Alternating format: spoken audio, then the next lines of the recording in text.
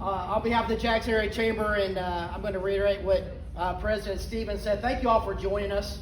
I greatly appreciate everybody coming out and taking time out of your extremely busy schedules. We have some tremendous leaders in the room today. So on behalf of the board and the Jackson Area Chamber of Commerce, once again, thank you all for joining us. We try and do this every year just to kind of, it's twofold. We want to thank you for supporting the chamber, but we also kind of want to do an end of the year review and kind of talk about what we've done with your investment and what we're going to do with your investment. And so we'll kind of go over that, and then Jen's going to do a presentation after I'm done, and then we'll kind of open it up to questions. So and anything is, you can ask us anything. I promise not to interrupt you. We saw enough of that last night. So somebody said I had to have a debate joke, so I just they don't get better. You get to do the jokes. So we're going to go ahead and start. In front of you, you have our Jackson publication, but you also have a program that I will direct you all to, and it kind of talks about some of the different things that we're doing and what we've done in 2020, and it has chamber staff and our board of directors, and we've acknowledged them. So if you get the opportunity, pat them on the back, because they are doing absolutely amazing things in the direction of the Jackson Area Chamber of Commerce, especially during a pandemic. And I know each and every one of our organizations has really kind of, I hate to use the word pivot, because I know that word has been overused over the last 7 to 8 months.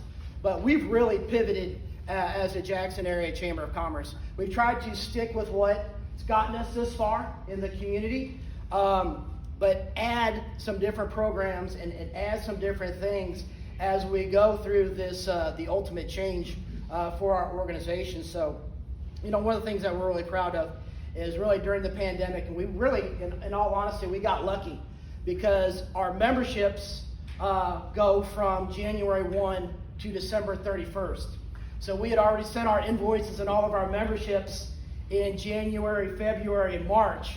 So most of our organizations and all of our partners had already invested in our wonderful organization before pandemic hit. So knock on wood, we were very blessed with timing. Now 2021, we really don't know. A lot of organizations, we don't know the direction where that year is going to go. So we really got off to a tremendous start in 2020 with retention and members. So we had a 95% retention rate with the Jackson Area Chamber of Commerce. The team worked very hard for that, and we had a 5% growth in membership, and we've got some more numbers 2020 year to date on the right side of your program. So one of the things that we really worked hard on during pandemic is we basically became an information spot for our members.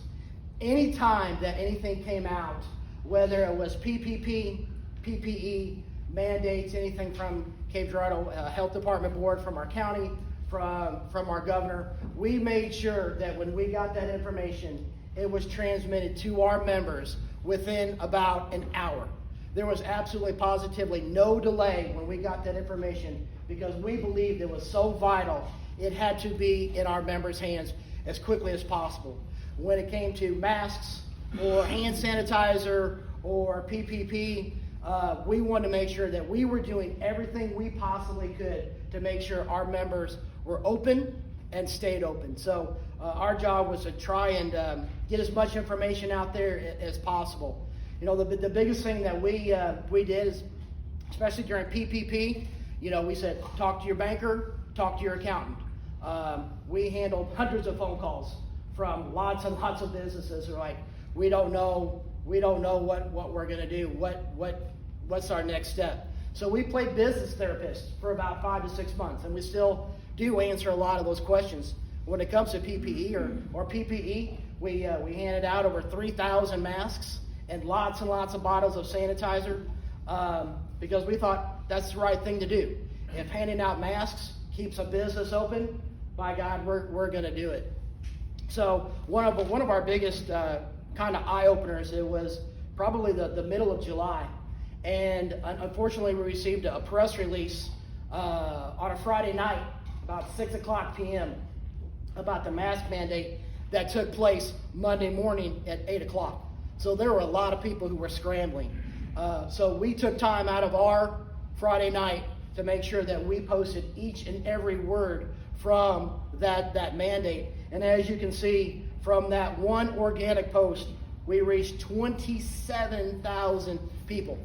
That was just Facebook alone. And so we put that in our chamber connection. We put that on our Monday morning memo as well. So we reached tens of thousands of people. And I think that's powerful, knowing that that was just a simple post. But in our heart of hearts, we had to make sure that we got that information to our business community. So Monday morning, they had masks, they had hand sanitizer, and that when people walked in their door, they knew what to do. And so we played a pivotal role in that. And I was astounded by how many people our chamber reached, 27,000. That's a lot. So, and we'll continue to do that as we go through the pandemic and until, things get a little bit better. You can rest assured that we're going to continue doing that. So we worked really closely during and currently during the Divergent Diamond because that connects Jackson and Cape. As everybody knows, I wasn't a real big fan of that because it directly affected our businesses. It directly affected development. It affected a brand new hotel and the hotels that were surrounded, whether they were in Jackson or Cape. And so that project is ahead of schedule. So we are extremely happy that it's a month ahead of schedule. And it's amazing how quick a year goes by. Because at this time, you're like, oh, it's a 17-month program. 17 months, oh my gosh, that's a lot of construction. Well, here we are 12 months later. We've got 5 or 6 months left.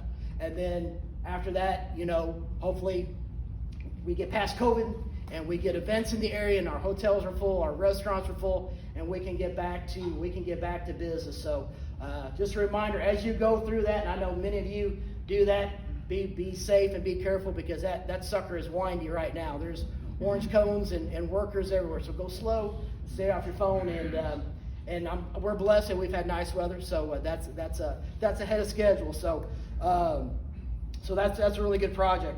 So as Rob said, a couple things going on. We try and grow our presence with other chambers in the state of Missouri. Jen and I try and work with them closely. Recently, like Rob said, announced president of the CCM board, recently appointed by Governor Parson to the Ag board. And people say, how does that really affect the chamber, or how does that affect us? Well, about a year ago, talked with our elected officials and really kind of connecting to the Divergent Diamond. I presented in front of the Highway Commission in Bolivar, Missouri, about a year ago. And when I presented in front of that commission, there wasn't anybody from Southeast Missouri there who represented us. I think our argument might have gone a little bit further if we would have had somebody, whether they're from Cape or Jackson or Bluff or New Madrid or anywhere, but there wasn't anybody. I believe the closest person was West Plains. And they said, oh, West Plains is close to you all. All right, not really. I said, okay, yeah, I kind of see your point. We're both in Missouri. But other than that, I'm like, we've got to get representation in those boards and those committees. So when we do have an issue, we can represent our businesses and our communities to our utmost. And from that day on, I'm like, okay, we need to plant that seed. We need to get in front of those elected officials and say, what can we do to get on those boards to represent Jackson, represent Cape, to represent Perryville, so we can bring big projects to our area, or we can have our voice when there's a big construction project or something like that. And so we are lucky enough to position ourselves and fortunate enough to be appointed to that. And so that's how it affects those businesses. Because a lot of people are like, how is that going to help me with you going to Jeff City? Well, like an elected official, we're your voice. And if there's something ag-based, because ag is a massive, massive industry, I just have to make sure I don't wear paisley and pink into the ag fields, and I think we'll be okay. Trying to get horse poop on my coal hounds, but we'll be okay. We'll do our best. So, but it's an honor to present and to help our community. So, Jen's going to talk about our Women's Impact Network here in a second. Our leadership is basically on hold. when you shut down locations, it's kind of hard to tour those. So rest assured, 2021, we're going to have a tremendous leadership and development class.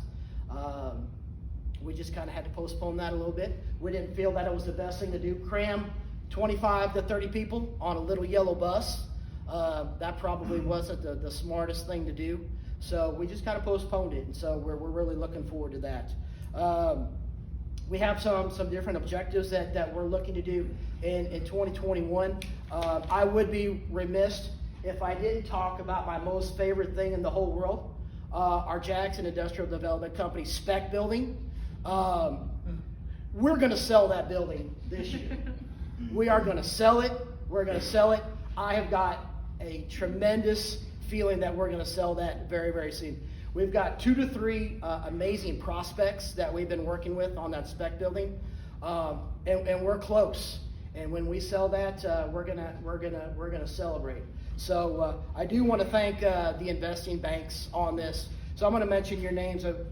When I mention your name, if you could stand up. These banks have been a tremendous asset to the spec building. They've been extremely flexible. They've been open to suggestions and ideas, and worked very closely with JIDC. So we want to thank First Midwest Bank, First Missouri State Bank, Bank of Missouri, Commerce Bank, First State Community Bank, Montgomery Bank, Southern Bank, and our friends at IDA and Magnet. So let's give them a big round of applause. Thank you so much for doing that. And I also want to give a big thanks to John Thompson. This project has been going on for a couple years, and he has been a tremendous, how many years? 4 years? Okay. But who's counting, right?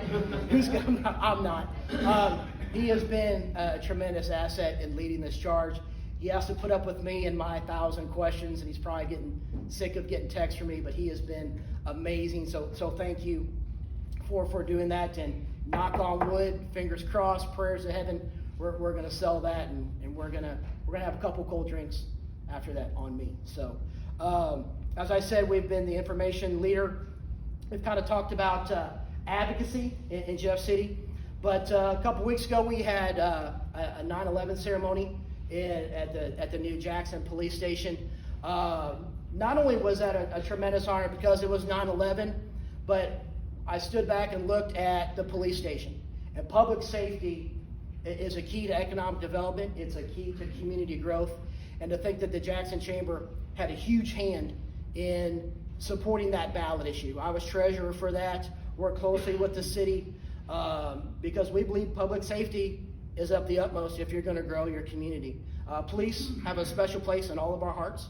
So I think it was a tremendous honor to be there, not only in 9/11, but as a whole. And as we continue to invest in community betterment, it's nice that your Jackson Chamber had a hand in that, and we look for more things down the road. Just a reminder, our sales tax increase is going to start tomorrow. We've been sending out on behalf of the county, so we've been sending out information on that. Not everybody's favorite thing, but it is going to great things in our community. We want to take a role in educating our businesses and our communities in that, because we think it's important. We also worked with our county, with Delta Regional Authority, to get better roads in our industrial park. They were able to get a grant. We were able to support DRA in that last year. So we have a great relationship with DRA and our county.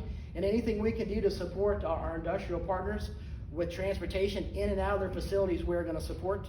And then the last thing on advocacy, is one thing we've really been trying to do. We're fighting misinformation on social media. Believe it or not, there is misinformation on social media, right? Believe it or not, So whenever we see something on one of our members, the first thing we do is we go to the member and we notify them and say, do you know about this? And we get information from them, because you're never going to win an argument on social media, right? It's hard to win an argument with a smart person. It's impossible to win an argument with an ignorant person. So you're just never going to win, right? I'll write that down. I think that's a good quote. But we get that information, and as soon as you show facts to those individuals, they usually are quiet, because it's hard to argue. It's hard to argue facts. So we do that all the time. So if you all see that, let us know, and we will advocate, locally on that, because there's a lot of misinformation. Sometimes it comes from other states, and it's like it doesn't really directly affect us, but we have to take care of our partners. We have to take care of our industries because they're our lifeblood, right? So those are some things that we're doing. On the social media front, you can see that we have a 35% open rate on all of our correspondence. That's amazing, because a lot of our partners are like, how am I getting a return on my investment? And as you all probably know, we put your logos on everything. We put them on newsletters, we put them on our website, we put them on our Monday morning memos, we put them on everything on our Facebook page. And we send that out on our Wednesday memos. And anything that we can reach our business community, we want to make sure that people know that our platinum, gold, and silver partners have our back. So as you can see, we have a 35% open rate. We have right around 1,100 email addresses. So roughly 300 people are opening our emails each time we send it out. 300 people are seeing your logo and know that you're supporting the Jackson Area Chamber of Commerce every time that we send out an email. And I think that's pretty strong. Just awareness. Jackson is about awareness, and people support businesses that support them back. And I think that is a strong statement for your investment in our organization, in our community. So we're right around 500 members. We have 37 partners, 25 new members, which really isn't too bad, knowing that we're in the middle of a pandemic. Sometimes people just kind of stop what they're doing. But we're not going to stop. We're going to continue promoting our businesses, our members, our schools, our city, and doing everything we possibly can to show our organization and our community in the best light possible. So we also take great pride in placing people. Our Wednesday memo has all of our job placements. And I know personally, we've helped place just personally 10 people in those jobs. So our businesses are able to list job openings, and that goes out to the 1,100 emails with 300 people seeing if there's a job opening. Our goal is to get people back in work, keep our businesses open. If you need staff or employees, we're going to do everything we can to make sure that you get that qualified staff in your door. So people really take advantage of that free job listing in the Wednesday memo. And we'll continue to update that and continue to make sure that you all have the staff that you need. So we had a great banquet last year. This year, I don't know. In all honesty, it makes me nervous to get 70 people in a room right now, so nobody gets sick, right? Promise me nobody gets sick. But we're not going to put 550 people in our banquet. That is not the right thing to do at this time. So we're trying to figure out what we're going to do to replace that banquet. We're probably going to do something, probably won't be on the magnitude of a big banquet like that, but we're still going to give out awards. We're still going to give out those acknowledgments. We just got to figure out what we're going to do, but we probably will not put everybody across the hall at this time. We had a great golf tournament. We had an ice cream social, first time ever. And of course our partner lunch, which we couldn't do without you. So that's really the bulk of what I have to say. So I'm gonna turn the podium over to Jen. She's gonna talk a little bit about retail recruitment and our women's network. So let's give her a big hand for all the stuff that she does. Thank you, Brian, and thank you to all of you for joining us today. Thank you again for your continued investment and support. So as most of you probably know, yes, our Women's Impact Network, we started it in May of 2018. It is a business and personal development group dedicated to helping women reach their full potential. So our mission really is we want to give women the opportunity to achieve their goals, make a difference in their lives, community, and the world. And so today I really want to share an update with you because for the past 2 years we've been holding luncheons every other month. With an average of 90 women attending these luncheons. Our biggest one was this past February that had 115 women join us. But obviously, of course, due to COVID, our plans have changed. Meredith Pope, Sarah Giroux, and I, who serve on the committee, we knew we just couldn't put this on hold. It's too successful of a program to just say, let's just wait until COVID is over. So what we decided is that, just like Brian said, we pivoted, we adjusted. We decided to create a Jackson Area Chamber of Commerce Women's Impact Network Facebook page. And we asked leaders from the community to present via Facebook Live on topics that are affecting us during this time. So far, the page is doing extremely well. Leaders in our community are talking to women about like I said, about topics that are really affecting us today. And we're very thrilled to continue to offer these virtual events for women in our community. So for anybody, all the women out there who have not yet liked that page, please do let your employees know we are continuing, and now we're basically having monthly virtual events, so it's very successful. And last year, as it says in your program, our Women's Impact Network won the Award of Excellence from the Chamber of Commerce Executives of Missouri, so very proud moment for us. And at this time, I would like to thank our sponsors who make this all possible. So First Class Travel, First State Community Bank, Farmers Insurance Zero Zero Agency, Bug Zero, Heartland Custom Flooring, Gray & Co. Concierge Real Estate, Surf Pro of Cape Girardeau and Scott Counties, and United Land Title. So that's my update regarding WIN. On the retail side, I would like to share some exciting highlights with everybody because it shows that Jackson continues to grow. So Simo Crawfish, which is next to Rhodes 101 on Jackson Boulevard, opened their doors on June 16th. If you haven't been there yet, it's a wonderful, wonderful restaurant. Best Western Plus at Exit 99, they opened up in July. Scooter's Coffee off of Jackson Boulevard opened on August 17th. They'll celebrate their grand opening this Friday with a ribbon cutting at 1 o'clock if you're able to join us. Domino's Pizza opened up their new location off of Main Street. Macho's Tacos is just opened up off of Main Street as well too. You got Blazin' Car Wash, which is being built behind Century 21. So that should be opening in the next few months.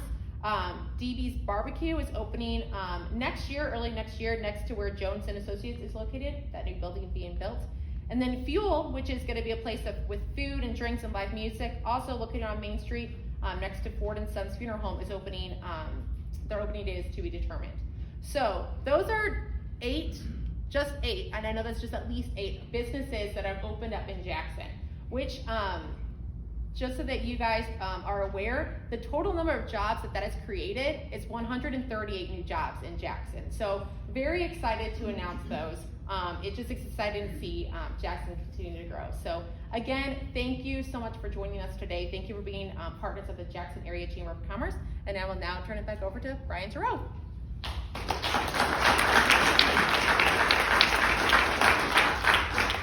We're going to wrap up, but I want to kind of open the floor up to any questions, and you all can ask me anything at all. And our goal is to make sure that our partners get a return on their investment.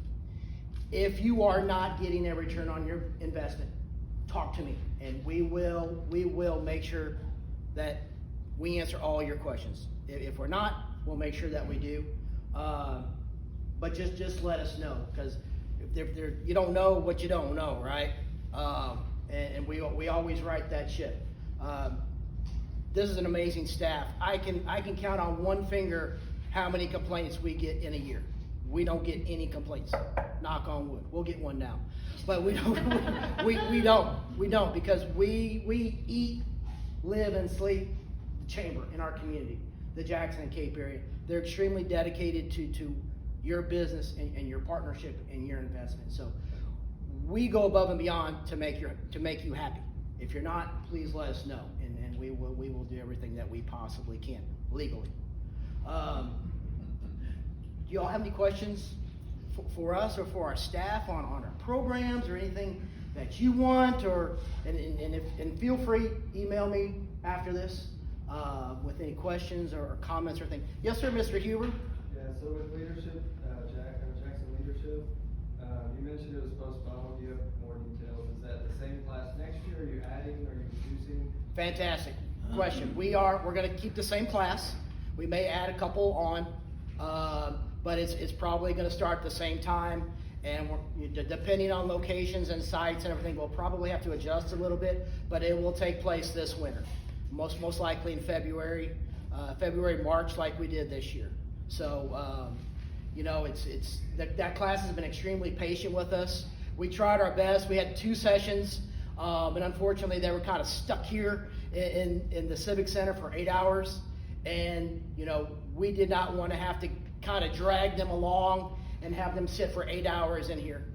We did the best we could. We had tremendous programs, but nobody wants to sit for 8 hours for 8 months in here and listen to me. That's brutal. We wouldn't do that to anybody. But we will continue. That's a fantastic question. Anybody else? You take it easy on me? Okay. Well, we'll close with this. Thank you so much for your investment. We could not do what we do without you. I know I say that a lot, but we honestly could not keep our doors open without our partners. We appreciate what you do. We appreciate your input. We appreciate you sending your employees to our events. We are just so grateful that you all came out today and what you do 365. You're amazing. And one last thing, I totally forgot about this. We're going to initiate a new program this year. We have tremendous partners in the media. Our media partners give us so much leeway when we advertise, whether that is newspaper, television, radio. You all are absolutely amazing. So this year we are going to do something kind of exciting with our friends at River Radio and Withers Radio. We're going to initiate a program called Business Boost 21.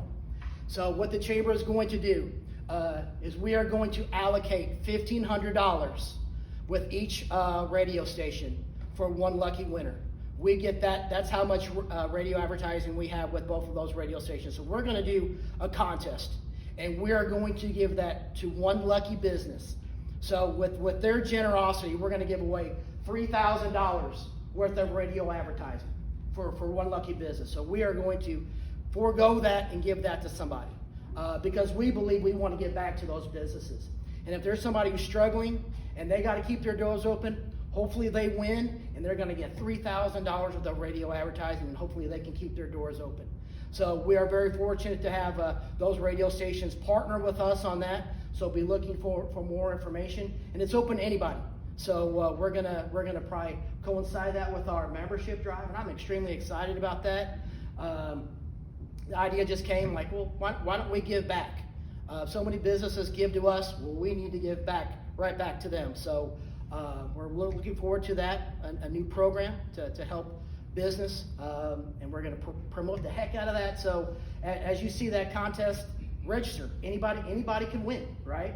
So make sure you register, and it's just part of us giving back. And I want to thank the radio stations for doing that. So with that, we're going to close, and I'm going to close with this. Thank you very much for all that you do for our community.